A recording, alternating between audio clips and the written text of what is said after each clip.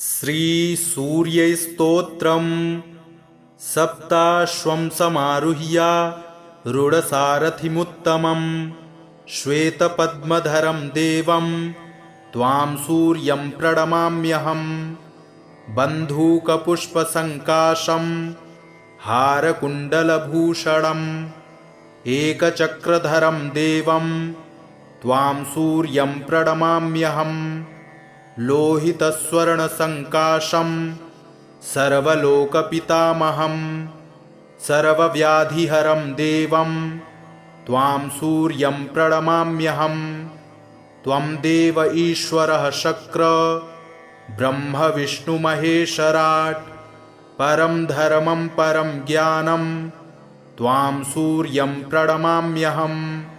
त्वं देवलोककर्ता च कीर्त्यात्मा करणांशकं तेजो रुद्रधरं दैवं त्वां सूर्यं प्रणमाम्यहं। पृथिव्यप्तेजो वायुश्च आत्माप्याकाशमेव च सर्वज्ञं श्रीजगन्नाथं त्वां सूर्यं प्रणमाम्यहम्। अखण्डमण्डलाकारं व्याप्तं येन चराचरं गगनालिङ्गमाराध्यं त्वां सूर्यं प्रणमाम्यहं। निर्मलं निर्विकल्पं च निर्विकारं निरामयं जगत्कर्ता जगद्धर्ता त्वां सूर्यं प्रणमाम्यहं। सूर्यस्तोत्रं जपे नित्यं ग्रहपीडाविनाशनं धनं धान्यं मनोवाञ्छा श्रियः प्राप्नोति नित्यशः। शिवरात्रिसहस्रेषु कृत्वा जागरणं भवेत् यत्फलं लभते सर्वं तद्वै सूर्यस्य दर्शनात्। एकादशी सहस्राणि सङ्क्रान्त्ययुतमेव च सप्तकोटिसुदर्शेषु तत्फलं सूर्यदर्शनात्। अश्वमेधसहस्राणि वाजपेयशतानि च कोटिकन्याप्रदानानि तत्फलं सूर्यदर्शनात्। गयापिण्डः परं दाने पितॄणां च समुद्धरं दृष्ट्वा ह्यग्रेश्वरं देवं तत्फलं समवाप्नुयात्। अग्रेश्वरसमोपेतो सोमनाथस्तथैव च कैदारमुदकं पीत्वा पुनर्जन्म न विद्यते। सूर्यस्तोत्रं पठेन्नित्यमेकचित्तः समाहितः दुःखदारिद्र्यनिर्मुक्तः सूर्यलोकं स गच्छति। सप्ताश्वं समारुह्य रूढसारथिमुत्तमं श्वेतपद्मधरं देवं त्वां सूर्यं प्रणमाम्यहं। बन्धूकपुष्पसङ्काशं हारकुण्डलभूषणम् एकचक्रधरं देवं त्वां सूर्यं प्रणमाम्यहं। लोहितस्वर्णसङ्काशं सर्वलोकपितामहं सर्वव्याधिहरं देवं त्वां सूर्यं प्रणमाम्यहं। त्वं देव ईश्वरः शक्र ब्रह्म विष्णुमहेश्वराट् परं धर्मं परं ज्ञानं त्वां सूर्यं प्रणमाम्यहं। त्वं देवलोककर्ता च कीर्त्यात्मा करणांशकं तेजो रुद्रधरं दैवं त्वां सूर्यं प्रणमाम्यहं। पृथिव्यप्तेजो वायुश्च आत्माप्याकाशमेव च सर्वज्ञं श्रीजगन्नाथं त्वां सूर्यं प्रणमाम्यहम्। अखण्डमण्डलाकारं व्याप्तं येन चराचरं गगनालिङ्गमाराध्यं त्वां सूर्यं प्रणमाम्यहं। निर्मलं निर्विकल्पं च निर्विकारं निरामयं जगत्कर्ता जगद्धर्ता त्वां सूर्यं प्रणमाम्यहं। सूर्यस्तोत्रं जपे नित्यं ग्रहपीडाविनाशनं धनं धान्यं मनोवाञ्छा श्रियः प्राप्नोति नित्यशः शिवरात्रिसहस्रेषु कृत्वा जागरणं भवेत् यत्फलं लभते सर्वं तद्वै सूर्यस्य दर्शनात् एकादशी सहस्राणि संक्रान्त्ययुतमेव च सप्तकोटिषु दर्शेषु तत्फलं सूर्यदर्शनात् अश्वमेधसहस्राणि वाजपेयशतानि च कोटिकन्याप्रदानानि तत्फलं सूर्यदर्शनात् गयापिण्डः परं दाने पितॄणां च समुद्धरम् दृष्ट्वा ह्यग्रेश्वरं देवं तत्फलं समवाप्नुयात् अग्रेश्वरसमोपेतो सोमनाथस्तथैव च कैदारमुदकं पीत्वा पुनर्जन्म न विद्यते सूर्यस्तोत्रं पठेन्नित्यमेकचित्तः समाहितः दुःखदारिद्र्यनिर्मुक्तः सूर्यलोकं स गच्छति सप्ताश्वं समारुह्य रूढसारथिमुत्तमं श्वेतपद्मधरं देवं त्वां सूर्यं प्रणमाम्यहम् बन्धूकपुष्पसङ्काशं हारकुण्डलभूषणम् एकचक्रधरं देवं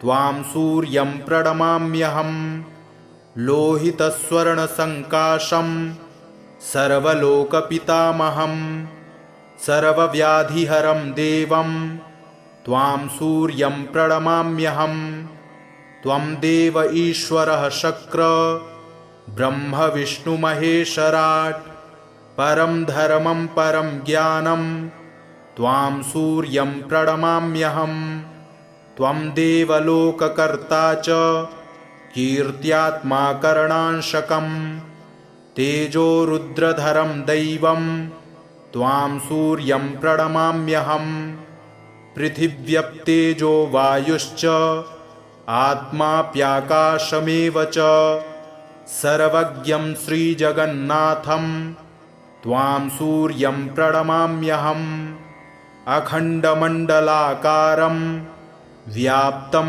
येन चराचरं गगनालिङ्गमाराध्यं त्वां सूर्यं प्रणमाम्यहम् निर्मलं निर्विकल्पं च निर्विकारं निरामयं जगत्कर्ता जगद्धर्तास्त्वां सूर्यं प्रणमाम्यहम् सूर्यस्तोत्रं जपेन्नित्यं ग्रहपीडाविनाशनं धनं धान्यं मनोवाञ्छा श्रियः प्राप्नोति नित्यशः शिवरात्रिसहस्रेषु कृत्वा जागरणं भवेत् यत्फलं लभते सर्वं तद्वै सूर्यस्य दर्शनात् एकादशी सहस्राणि संक्रान्त्ययुतमेव च सप्तकोटिषु दर्शेषु तत्फलं सूर्यदर्शनात् अश्वमेधसहस्राणि वाजपेयशतानि च कोटिकन्याप्रदानानि तत्फलं सूर्यदर्शनात् गयापिण्डः परं दाने पितॄणां च समुद्धरम् दृष्ट्वा ह्यग्रेश्वरं देवं तत्फलं समवाप्नुयात् अग्रेश्वरसमोपेतो सोमनाथस्तथैव च कैदारमुदकं पीत्वा पुनर्जन्म न विद्यते सूर्यस्तोत्रं पठेन्नित्यमेकचित्तः समाहितः दुःखदारिद्र्यनिर्मुक्तः सूर्यलोकं स गच्छति सप्ताश्वं समारुह्य रूढसारथिमुत्तमं श्वेतपद्मधरं देवं त्वां सूर्यं प्रणमाम्यहम् बन्धूकपुष्पसङ्काशं हारकुण्डलभूषणम् एकचक्रधरं देवं त्वां सूर्यं प्रणमाम्यहम् लोहितस्वर्णसङ्काशं सर्वलोकपितामहं सर्वव्याधिहरं देवं त्वां सूर्यं प्रणमाम्यहं। त्वं देव ईश्वरः शक्र ब्रह्म विष्णुमहेश्वराट्। परं धर्मं परं ज्ञानं त्वां सूर्यं प्रणमाम्यहं। त्वं देवलोककर्ता च कीर्त्यात्मा करणांशकम्। तेजो रुद्रधरं दैवं त्वां सूर्यं प्रणमाम्यहं। पृथिव्यप्तेजो वायुश्च आत्माप्याकाशमेव च सर्वज्ञं श्रीजगन्नाथं त्वां सूर्यं प्रणमाम्यहम्। अखण्डमण्डलाकारं व्याप्तं येन चराचरं गगनालिङ्गमाराध्यं त्वां सूर्यं प्रणमाम्यहम्। निर्मलं निर्विकल्पं च निर्विकारं निरामयं जगत्कर्ता जगद्धर्तास्त्वां सूर्यं प्रणमाम्यहम्। सूर्यस्तोत्रं जपे नित्यं ग्रहपीडाविनाशनं धनं धान्यं मनोवाञ्छा श्रियः प्राप्नोति नित्यशः। शिवरात्रिसहस्रेषु कृत्वा जागरणं भवेत् यत्फलं लभते सर्वं तद्वै सूर्यस्य दर्शनात्। एकादशी सहस्राणि सङ्क्रान्त्ययुतमेव च सप्तकोटिसुदर्शेषु तत्फलं सूर्यदर्शनात्। अश्वमेधसहस्राणि वाजपेयशतानि च कोटिकन्याप्रदानानि तत्फलं सूर्यदर्शनात्। गयापिण्डः परं दाने पितॄणां च समुद्धरं दृष्ट्वा ह्यग्रेश्वरं देवं तत्फलं समवाप्नुयात्। अग्रेश्वरसमोपेतो सोमनाथस्तथैव च कैदारमुदकं पीत्वा पुनर्जन्म न विद्यते। सूर्यस्तोत्रं पठेन्नित्यमेकचित्तः समाहितः दुःखदारिद्र्यनिर्मुक्तः सूर्यलोकं स गच्छति। सप्ताश्वं समारुह्य रूढसारथिमुत्तमं श्वेतपद्मधरं देवं त्वां सूर्यं प्रणमाम्यहम्। बन्धूकपुष्पसङ्काशं हारकुण्डलभूषणम् एकचक्रधरं देवं त्वां सूर्यं प्रणमाम्यहम्। लोहितस्वर्णसङ्काशं सर्वलोकपितामहं सर्वव्याधिहरं देवं त्वां सूर्यं प्रणमाम्यहम्। त्वं देव ईश्वरः शक्र ब्रह्म विष्णुमहेश्वराट्। परं धर्मं परं ज्ञानं त्वां सूर्यं प्रणमाम्यहम्। त्वं देवलोककर्ता च कीर्त्यात्मा करणांशकम्। तेजो रुद्रधरं दैवं त्वां सूर्यं प्रणमाम्यहम्। पृथिव्यप्तेजो वायुश्च आत्माप्याकाशमेव च सर्वज्ञं श्रीजगन्नाथं त्वां सूर्यं प्रणमाम्यहम्। अखण्डमण्डलाकारं व्याप्तं येन चराचरं गगनालिङ्गमाराध्यं त्वां सूर्यं प्रणमाम्यहम्। निर्मलं निर्विकल्पं च निर्विकारं निरामयं जगत्कर्ता जगद्धर्तास्त्वां सूर्यं प्रणमाम्यहम्। सूर्यस्तोत्रं जपे नित्यं ग्रहपीडाविनाशनं धनं धान्यं मनोवाञ्छा श्रियः प्राप्नोति नित्यशः। शिवरात्रिसहस्रेषु कृत्वा जागरणं भवेत् यत्फलं लभते सर्वं तद्वै सूर्यस्य दर्शनात्। एकादशी सहस्राणि सङ्क्रान्त्ययुतमेव च सप्तकोटिसुदर्शेषु तत्फलं सूर्यदर्शनात्। अश्वमेधसहस्राणि वाजपेयशतानि च कोटिकन्याप्रदानानि तत्फलं सूर्यदर्शनात्। गयापिण्डः परं दाने पितॄणां च समुद्धरम् दृष्ट्वा ह्यग्रेश्वरं देवं तत्फलं समवाप्नुयात्। अग्रेश्वरसमोपेतो सोमनाथस्तथैव च कैदारमुदकं पीत्वा पुनर्जन्म न विद्यते। सूर्यस्तोत्रं पठेन्नित्यमेकचित्तः समाहितः दुःखदारिद्र्यनिर्मुक्तः सूर्यलोकं स गच्छति। सप्ताश्वं समारुह्य रूढसारथिमुत्तमं श्वेतपद्मधरं देवं त्वां सूर्यं प्रणमाम्यहम्। बन्धूकपुष्पसङ्काशं हारकुण्डलभूषणम् एकचक्रधरं देवं त्वां सूर्यं प्रणमाम्यहम्। लोहितस्वर्णसङ्काशं सर्वलोकपितामहं सर्वव्याधिहरं देवं त्वां सूर्यं प्रणमाम्यहम्।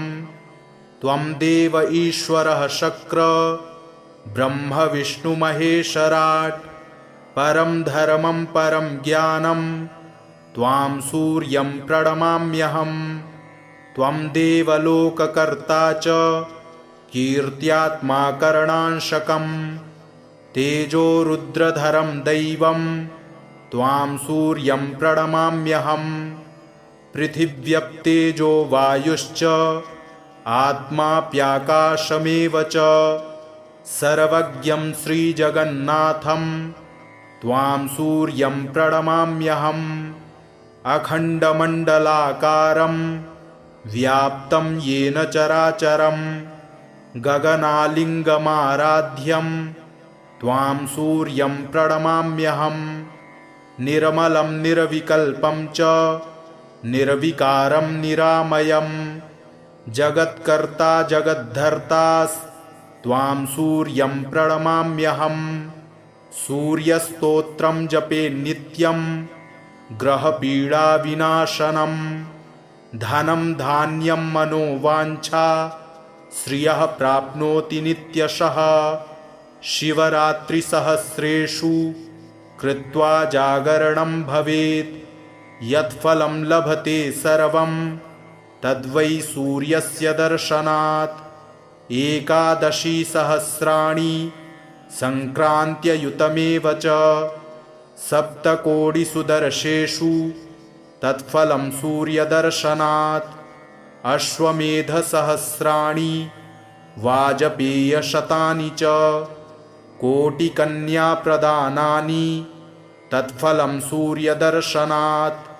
गयापिण्डः परं दाने पितॄणां च समुद्धरम् दृष्ट्वा ह्यग्रेश्वरं देवं तत्फलं समवाप्नुयात्।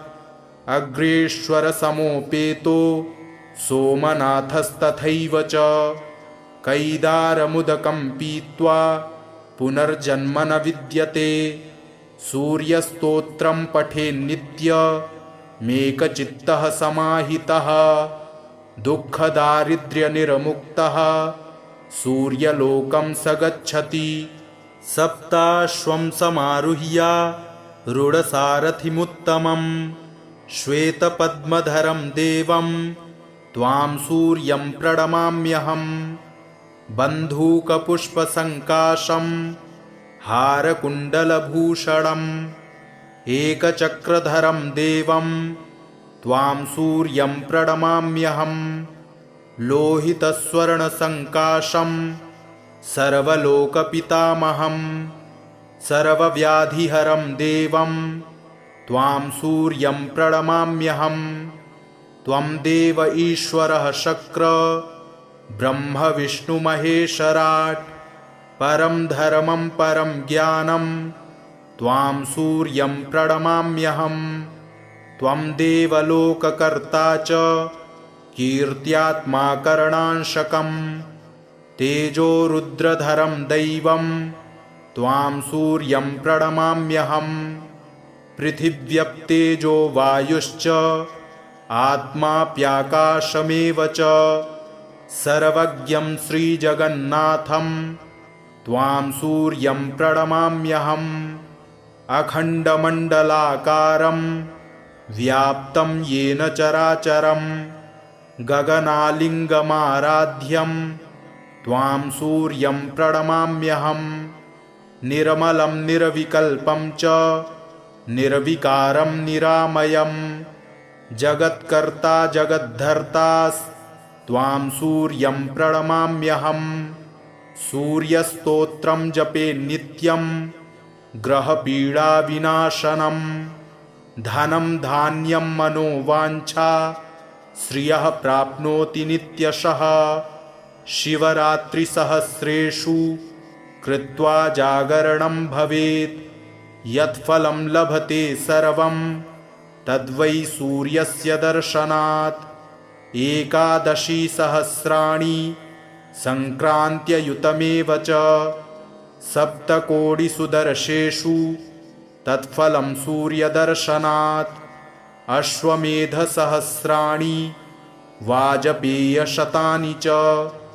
कोटिकन्याप्रदानानि तत्फलं सूर्यदर्शनात् गयापिण्डः परं दाने पितॄणां च समुद्धरं दृष्ट्वा ह्यग्रेश्वरं देवं तत्फलं समवाप्नुयात् अग्रेश्वरसमोपेतो सोमनाथस्तथैव च कैदारमुदकं पीत्वा पुनर्जन्म न विद्यते सूर्यस्तोत्रं पठेन्नित्यमेकचित्तः समाहितः दुःखदारिद्र्यनिर्मुक्तः सूर्यलोकं स गच्छति सप्ताश्वं समारुह्य रूढसारथिमुत्तमं श्वेतपद्मधरं देवं त्वां सूर्यं प्रणमाम्यहम् बन्धूकपुष्पसङ्काशं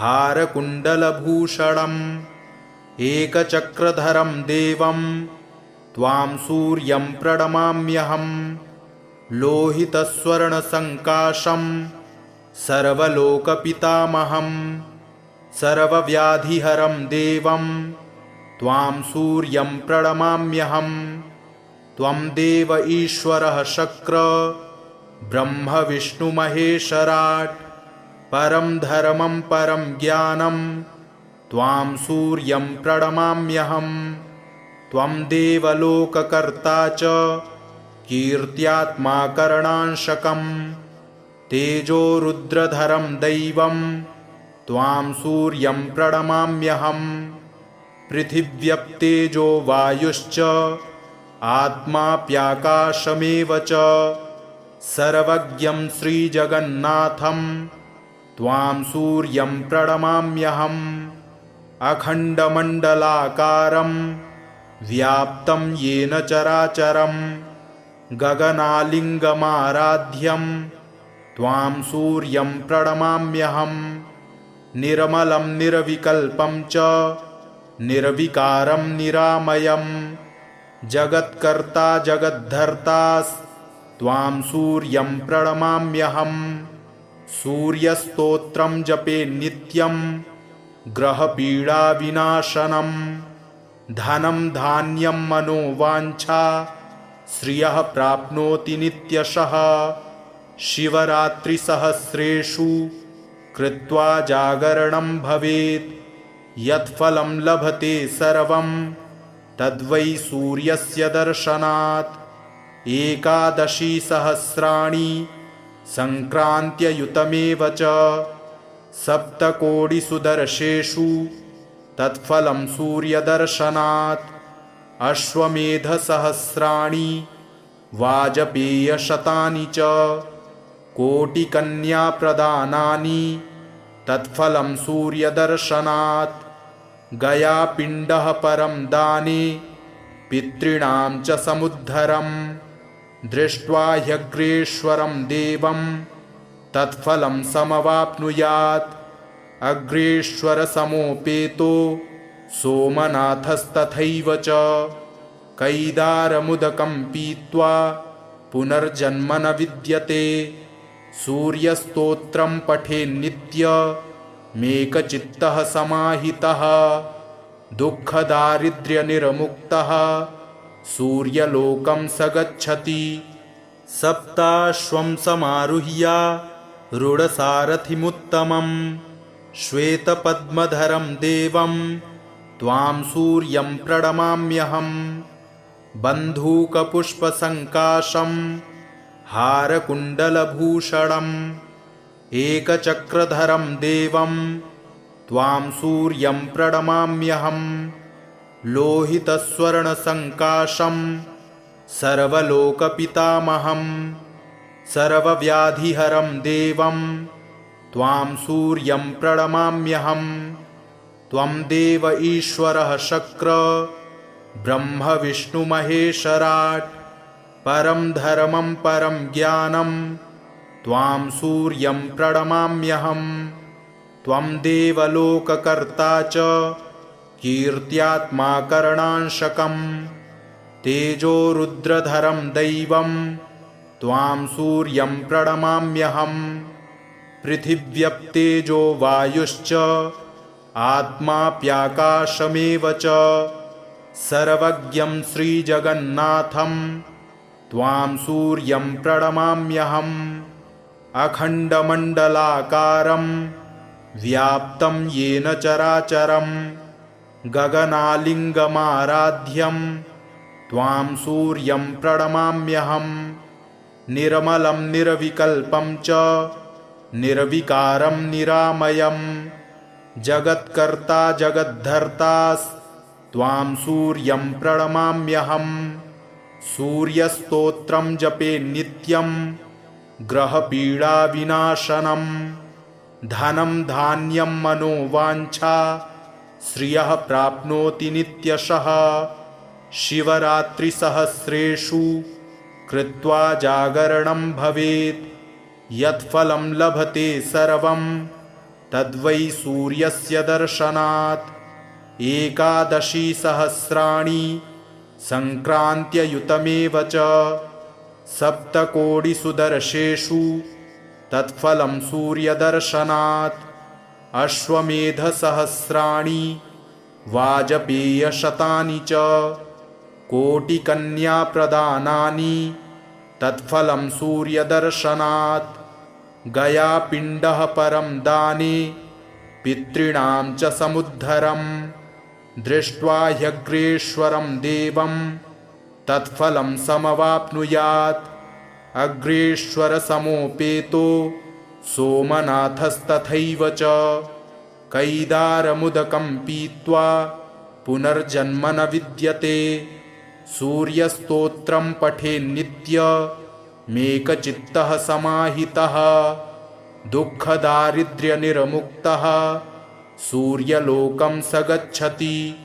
सप्ताश्वं समारुह्य रूढसारथिमुत्तमं श्वेतपद्मधरं देवं त्वां सूर्यं प्रणमाम्यहम्। बन्धूकपुष्पसङ्काशं हारकुण्डलभूषणम् एकचक्रधरं देवं त्वां सूर्यं प्रणमाम्यहम्। लोहितस्वर्णसङ्काशं सर्वलोकपितामहं सर्वव्याधिहरं देवं त्वां सूर्यं प्रणमाम्यहम्। त्वं देव ईश्वरः शक्र ब्रह्म विष्णुमहेश्वराट् परं धर्मं परं ज्ञानं त्वां सूर्यं प्रणमाम्यहम्। त्वं देवलोककर्ता च कीर्त्यात्मा करणांशकं तेजो रुद्रधरं दैवं त्वां सूर्यं प्रणमाम्यहम्। पृथिव्यप्तेजो वायुश्च आत्माप्याकाशमेव च सर्वज्ञं श्रीजगन्नाथं त्वां सूर्यं प्रणमाम्यहम्। अखण्डमण्डलाकारं व्याप्तं येन चराचरं गगनालिङ्गमाराध्यं त्वां सूर्यं प्रणमाम्यहम् निर्मलं निर्विकल्पं च निर्विकारं निरामयं जगत्कर्ता जगद्धर्तास्त्वां सूर्यं प्रणमाम्यहम् सूर्यस्तोत्रं जपे नित्यं ग्रहपीडाविनाशनं धनं धान्यं मनोवाञ्छा श्रियः प्राप्नोति नित्यशः शिवरात्रिसहस्रेषु कृत्वा जागरणं भवेत् यत्फलं लभते सर्वं तद्वै सूर्यस्य दर्शनात् एकादशी सहस्राणि संक्रान्त्ययुतमेव च सप्तकोटिषु दर्शेषु तत्फलं सूर्यदर्शनात् अश्वमेधसहस्राणि वाजपेयशतानि च कोटिकन्याप्रदानानि तत्फलं सूर्यदर्शनात् गयापिण्डः परं दाने पितॄणां च समुद्धरम् दृष्ट्वा ह्यग्रेश्वरं देवं तत्फलं समवाप्नुयात् अग्रेश्वरसमोपेतो सोमनाथस्तथैव च कैदारमुदकं पीत्वा पुनर्जन्म न विद्यते सूर्यस्तोत्रं पठेन्नित्यमेकचित्तः समाहितः दुःखदारिद्र्यनिर्मुक्तः सूर्यलोकं स गच्छति सप्ताश्वं समारुह्य रूढसारथिमुत्तमं श्वेतपद्मधरं देवं त्वां सूर्यं प्रणमाम्यहम् बन्धूकपुष्पसङ्काशं हारकुण्डलभूषणम् एकचक्रधरं देवं त्वां सूर्यं प्रणमाम्यहम् लोहितस्वर्णसङ्काशं सर्वलोकपितामहं सर्वव्याधिहरं देवं त्वां सूर्यं प्रणमाम्यहम् त्वं देव ईश्वरः शक्र ब्रह्म विष्णुमहेश्वराट् परं धर्मं परं ज्ञानं त्वां सूर्यं प्रणमाम्यहम् त्वं देवलोककर्ता च कीर्त्यात्मा करणांशकं तेजो रुद्रधरं दैवं त्वां सूर्यं प्रणमाम्यहम् पृथिव्यप्तेजो वायुश्च आत्माप्याकाशमेव च सर्वज्ञं श्रीजगन्नाथं त्वां सूर्यं प्रणमाम्यहम् अखण्डमण्डलाकारं व्याप्तं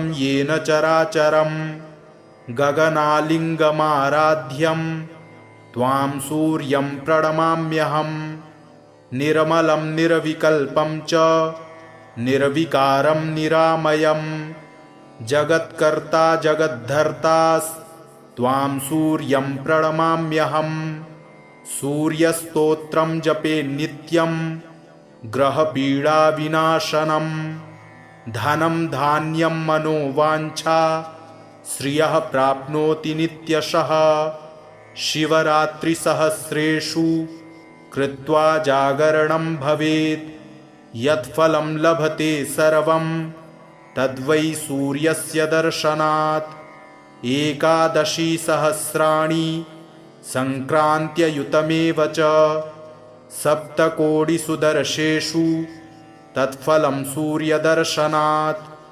अश्वमेधसहस्राणि वाजपेयशतानि च कोटिकन्याप्रदानानि